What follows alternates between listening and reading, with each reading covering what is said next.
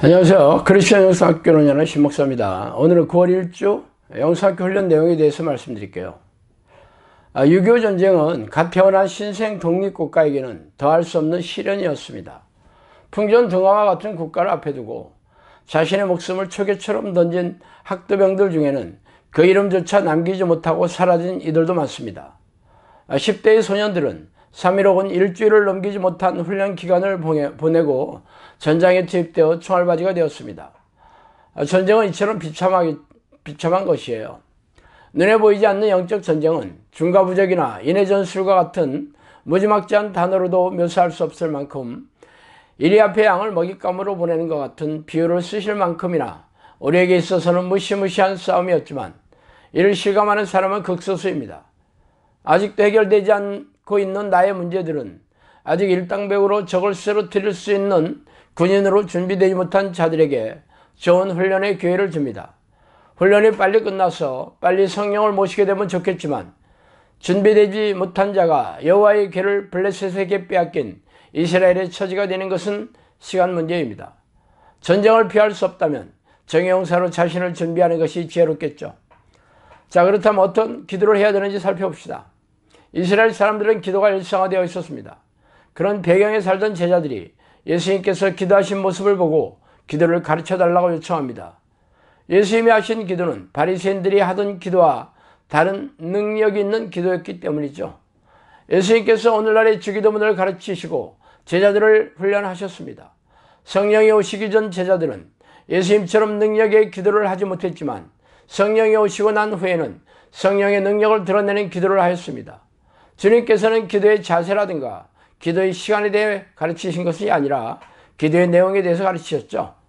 먼저 기도의 대상이신 하나님을 부르고 하나님의 이름이 거룩히 여김을 받으시기를 구하며 하나님이 통치하시는 나라가 임하게 되도록 구하라고 하십니다. 이 두 가지 기도는 하나님께서 원하시는 기도의 90%를 차지한다고 해도 과언이 아닙니다. 그러나 교회에서 하는 대부분의 기도는 하나님의 귀에 그저 소리에 불과하죠. 물론 우리가 속해 있는 국가나 사회나 가정을 위해 기도해야 되겠지만 하나님께서 가장 기뻐하시는 기도 제목은 아닙니다. 천국에 가면 천군과 천사들이 거룩하다는 찬양을 하나님께 올리고 있습니다. 우리가 창조된 목적도 하나님을 찬양하기 위해서죠. 우리 안에 천국이 이루어진다면 우리 또한 이 기도를 가장 많이 드려야 할 것입니다. 그러나 이 기도를 올릴 생각이 없죠. 하나님의 이름이나 통치가 우리의 소원이 아니기 때문입니다. 우리의 성내는 우리 자아가 원하는 욕심을 이루려는 것으로 가득 차 있습니다. 하나님은 이 소원을 이루는 도구로 이용하려는 목적으로 신앙생활을 하고 있으므로 하나님께 상달되는 기도를 할 수 없죠. 목적이 상실된 기도는 더 이상 교회가 아니라 종교 집단에 불과합니다. 디모데전서 2장 1절에는 기도와 도구와 간구를 하라고 명령하고 있습니다. 헬라어는 모두 기도라는 뜻인 단어들이죠. 기도는 프레스케라는 헬라어의 단어인데 하나님의 이름을 부르고 경배하고 감사하고 찬양하며 회개하는 것입니다. 도구라는 것은 엔티옥시스, 다른 사람의 위한 중보, 기도를 의미합니다. 간구는 데시스인데 하나님의 뜻 안에서 하나님께 합당한 것을 구하는 것이에요. 하나님께서 가장 기뻐하시는 뜻인 하나님의 이름이 거룩히 여김을 받으시도록 하나님의 나라가 임하시도록 하는 기도를 가장 많이 해야 합니다. 하나님의 나라가 먼저 내 안에 이루어지도록 하려면 성령이 내 안에 오셔서 다스리셔야 합니다. 나의 말과 뜻과 선택을 통해 하나님을 거룩히 여기고 계십니까? 그렇게 하려면 제자들처럼 성령을 구하셔야 할 것입니다. 성령을 구하는 기도는 많은 날이 못되어 교회를 탄생시켰습니다. 이렇게 성령을 모신 자들을 통해 하나님은 기적과 이적으로 자신의 존재감을 경이롭게 드러내셨고 많은 날이 못되어 수천 명의 회심자를 얻게 하셨습니다. 핍박 중에도 교회는 역동적으로 성장했습니다. 기도하지 않으면 살 수 없었던 카타콤 선도들은 영생을 얻기 위해 생존을 위해 기도해야만 했습니다. 300년 후 로마의 국교가 된 기독교는 세상 밖으로 나왔고 왕을 세우는 종교가 되었습니다. 기득권 세력들이 된 신자들은 기도가 없어도 모든 것을 얻었고 하나님을 부르며 교제하는 기도를 잃어버렸으며 기도는 종교의식으로 전락했습니다. 2000년이 흐르는 동안 하나님의 이름을 부르며 성령을 구하는 기도가 끊긴 지 오래되었습니다. 중간중간 능력 있는 사람들이 반짝하고 나타났다 사라지기를 반복했죠.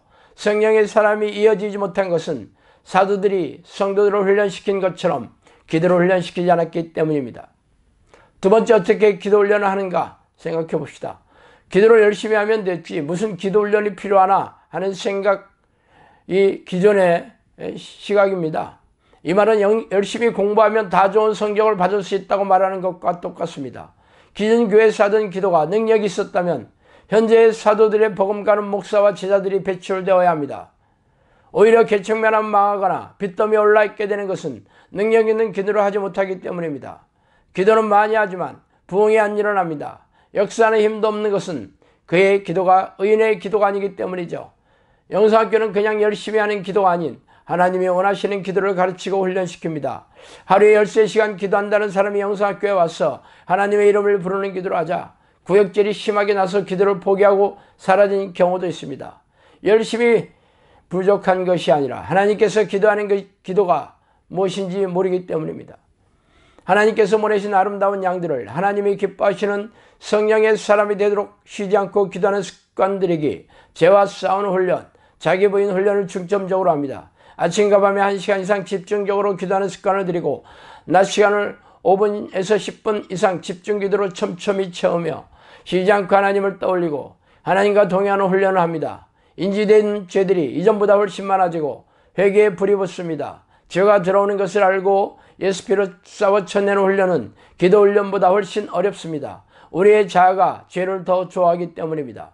죄라는 것을 알아도 제어하는 것은 예수 보혈의 능력이 아니면 가능하지 않습니다. 죄와 싸워 이기는 능력이 올라가야 기도를 잘하고 있는 것이죠. 죄와 피 터지게 싸우다 보면 죄를 원하는 자아가 죽어야만 최종 승리를 할 수 있다는 것을 알게 됩니다. 자아가 좋아해도 하나님께서 싫어하는 것들을 버리고 자아가 원하지 않아도 하나님께서 기뻐하시는 뜻을 이루기 위해 자기를 꺾고 순종하는 훈련을 하다 보면 삶에 하나님께서 주시는 은혜들이 많아지며 신의 성품에 참여하게 되고 가족들이 구원의 강가로 인도되는 열매가 주렁주렁 맺히게 됩니다. 이 과정에서 지니고 있던 고질병이나 문제들이 해결되죠. 가장 중요한 변화는 가치관과 삶의 목표가 주님의 나라와 그의 의를 구하는 것으로 바뀌는 것입니다. 요한복음 15장을 묵상하세요. 내가 바꿔야 할 것들을 찾아 하나씩 바꾸시기 바랍니다. 하나님을 부르는 기도를 하면 귀신이 축출이 되면서 필연적으로 가지고 있던 고질병이 낫게 됩니다. 아무리 큰 소리를 지르며 귀신이 나가는 것 같아도 치유가 일어나지 않았다면 진짜 나간 것이 아니라 나간 척하는 쇼에 불과합니다. 귀신이 나가면서 일어나야 하는 중요한 변화는 마음의 변화입니다. 귀신이 축출되는 증상이 아무리 많이 보여도 여전히 자신의 문제로 여기기보다는 다른 사람을 비판하고 정죄하며 시기와 미움인으로 올라오고 있다면 진짜 귀신이 나가고 있다고 보기 어렵습니다. 거짓의 대마왕들을 속이는데 천재이죠. 우리가 알고 있던 데이터들을 가지고도 얼마든지 속일 수 있습니다. 그러므로 눈으로 보이는 증상이나 느낌, 외적인 상황을 살피기보다는 자신의 중심을 살피는 습관을 들이십시오. 세 번째, 성령을 언제 오시는가 살펴봅시다. 많은 분들이 기도 훈련을 시작하실 때 많이 물어보는 건 질문이죠. 들어오시는 것은 어떻게 하냐고요? 얼마나 오래 훈련해야 오시나요? 기타 등에 대해서 정답은 잘 모릅니다예요. 저도 처음 12년 년 동안 기도하면서 언제 오셨는지 정확히 알지 못했어요. 정확하게 알게 된 것은 성령의 명령에 따라 귀신을 축출하기 시작하면서 확실히 알 수 있게 되었습니다. 기도하는 게 너무 좋아서 시도 때도 없이 기도하고 있었고 하나님으로부터 은혜가 계속 떨어지고 있음을 인지하게 되었어요. 문제가 해결되고 고질병이 치유되고 가족이 회복되는 등의 은혜가 지속되면서 은혜의 빈도가 점점 많아집니다. 은혜의 강을 건너다가 기도의 강을 건너게 됩니다. 이 과정에서 죄와 싸워 이기는 내공이 점점 자라고 믿음이 견고해지며 성품이 바뀌는 변화가 일어나야 합니다. 하나님께서 주시는 은혜 중 가장 중요한 것은 내면의 평안과 기쁨이 솟아오르는 것, 마음이 변화되는 것이며 이는 말과 행동으로 측정이 가능해야 합니다. 말이 안 바뀌거나 행동이 안 바뀌고 있다면 설사 기도하면서 평안과 기쁨을 누린다 하더라도 하나님의 은혜라고 보기 어렵습니다. 저는 아침에 깨자마자 기도를 시작하는데 예수 피로 내 생각을 비우는 기도를 하고 있어요. 세상 사람들이 자기 마음을 기쁘게 하는 일에 시간과 노력을 많이 할애하는 것처럼 기도가 가장 좋은 사람이 되어야 진짜입니다. 집중하는 기도의 시간과 강도가 올라가야 믿음의 내공이 올라갑니다. 하나님께서 내리신 영적 축복을 누리는 삶을 계속 유지하는 것은 불가능합니다. 우리 입장에서 보면 젖과 꿀이 흐르는 땅에 들어가는 것보다 그 땅에 도달해서 주님이 오시는 그날까지 영적 싸움을 하며 승리해 나가는 삶을 사는 것이 훨씬 어렵다는 얘기죠. 출애굽은 전적으로 하나님의 전능하신 팔에 의해 이루어진 것이지만 가나안을 온전히 내 것으로 누리려면 죽을 때까지 전쟁을 해야 하니까요. 우리가 이미 경험했지만 예수님의 제자가 되지 못하면 마치 망대를 짓다가 그만둔 사람들처럼 사람들과 천사들 앞에서 안타까운 모습이 되는 것은 물론이거니와 천국에 입성하는 것도 쉽지 않습니다. 이 모든 일은 성령께서 내주시셔서 나를 인도하시지 않는다면 불가능한 일이죠. 우리가 성령의 사람이 되기까지 훈련해야 하는 분명한 이유가 됩니다. 그래서 명상학교는 1년 쉬는 날들이 없어요. 명절 연휴 기간에도 기도를 하죠. 주님께 뜨거운 심장을 드릴 사람들만 이 기도를 하게 되는 것이기 때문입니다. 자, 오늘은 여기까지 하겠습니다. 감사합니다.